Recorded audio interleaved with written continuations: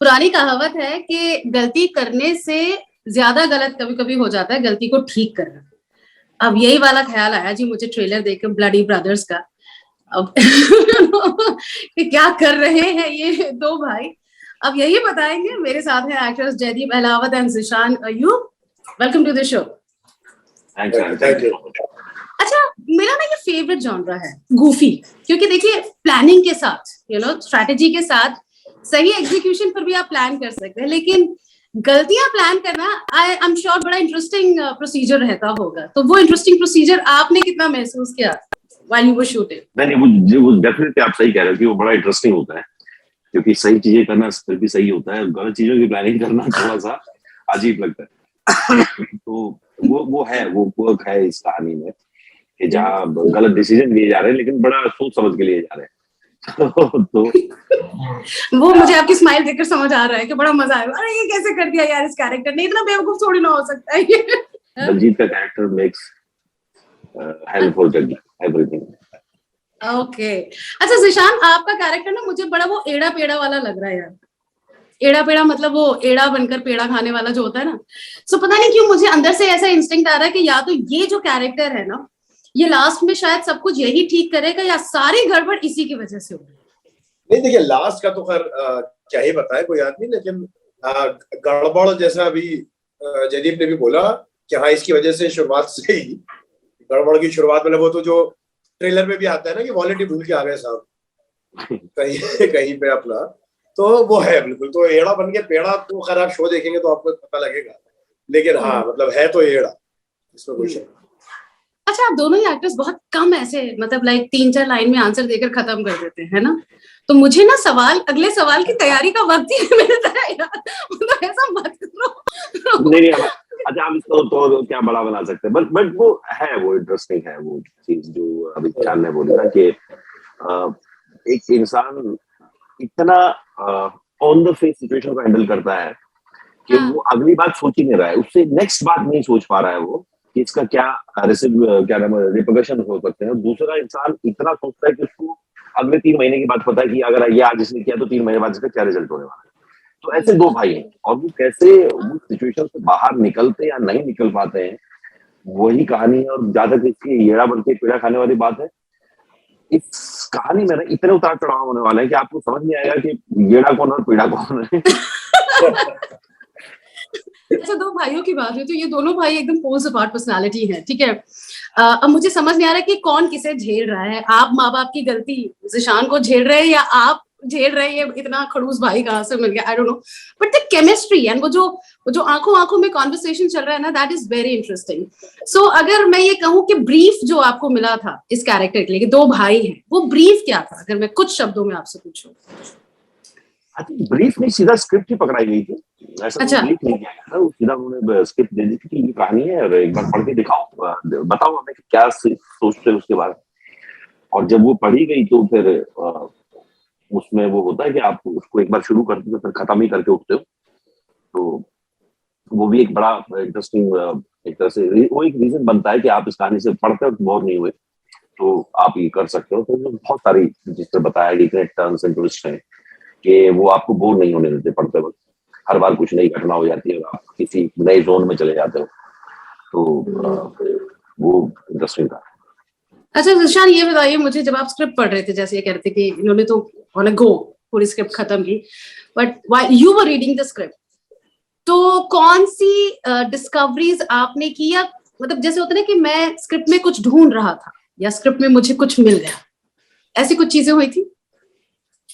नहीं, I think ऐसी बहुत सारी चीजें हुई थी और मैं ढूंढ नहीं रहा था। आई थिंक मतलब वो पढ़ने का एक तरीका ये रहता है कि बिल्कुल न्यूट्रल दिमाग से आप बैठते हैं स्क्रिप्ट पढ़ने के लिए कि देखते हैं ये क्या ऑफर कर रहा है और मुझे कहाँ पे टच करेगी और मेरे कौन से तार हिलाएगी। तो उसी तौर पे बैठे थे और जैसे जयदीप बोल ही रहा है कि इतनी बढ़िया स्क्रिप्ट और इतने ट्विस्ट और टर्न है कि एक गो में ही पढ़नी पड़ती है। मतलब आपको होता है कि नहीं यार मुझे जानना है आगे क्या हो रहा है, क्योंकि जब आपको लगने लगता है कि हाँ ना मैंने क्रैक कर लिया है, शायद मुझे समझ में आ गया कि आगे होगा क्या, सडनली कुछ ऐसा होता है, आदमी बोलता है कि ओ अच्छा अब कैसे टैकल करेंगे, अब कैसे सिचुएशन कहाँ जाएगी।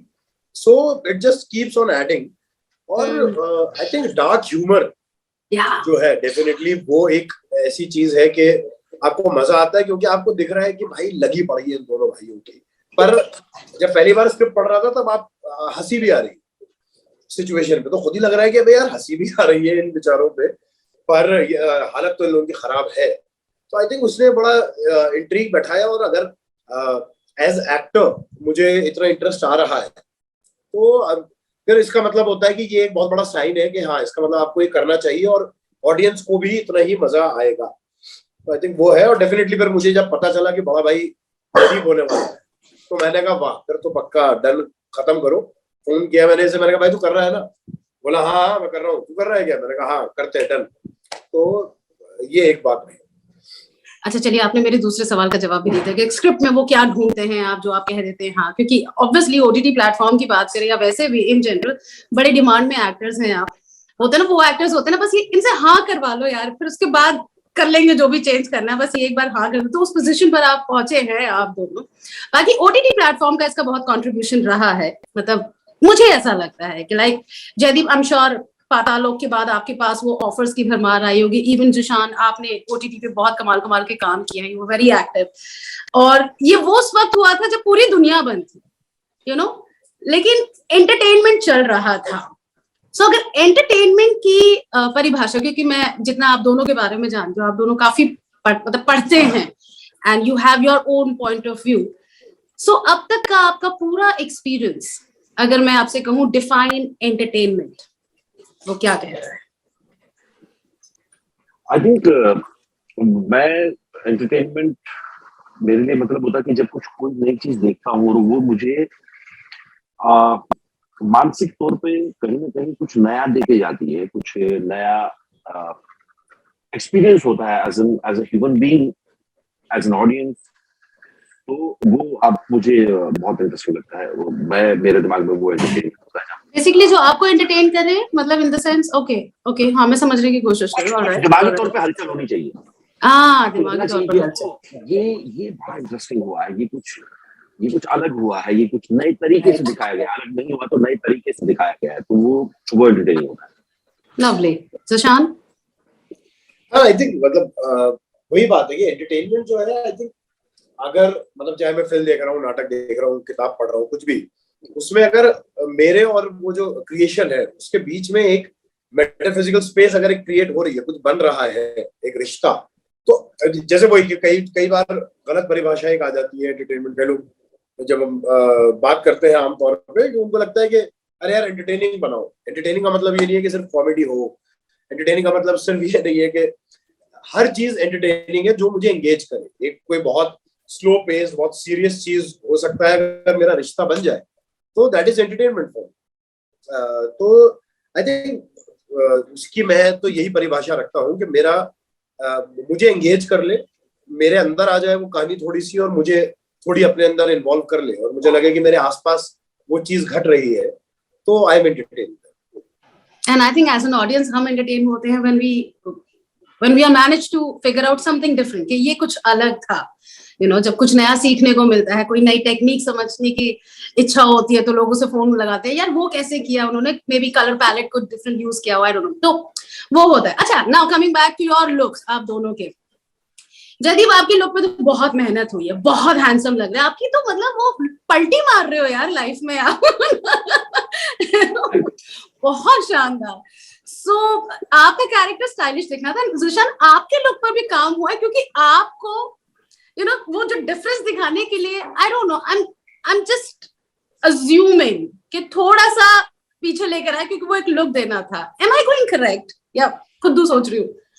नहीं मतलब एक वो डिफरेंस जो है वो बहुत क्लियरली दिखना चाहिए उन लोगों के अंदर। डेफिनेटली वो है, तभी वो एक चश्मे के साथ एक लुक बनाना, और वो भी मोटे फ्रेम का चश्मा इस तरह से देना कि बाल जो है वो थोड़े बिखरे हुए ऐसे बने हुए ना लगे। तो ऑब्वियसली आई थिंक वो एक कैरेक्टर किस तरह का है, कपड़े थोड़े ढीले रहेंगे, उसके जैकेट्स पहनेगा, क्या कलर्स कैसे रहेंगे। तो आई थिंक वो डिजाइनर्स ने बड़ा इंटरेस्टिंगली उसको बनाया कि वो आपको भीड़ में कहीं हो पाए, एक हल्का सा एक ऐसा आइडिया होना चाहिए। और जैसा एक इन दोनों कैरेक्टर्स का डिफरेंस है पैसे में भी, तो अच्छा, बड़ा भाई जो है okay. वो बहुत अमीर है, वेल हाँ. सेटल्ड है।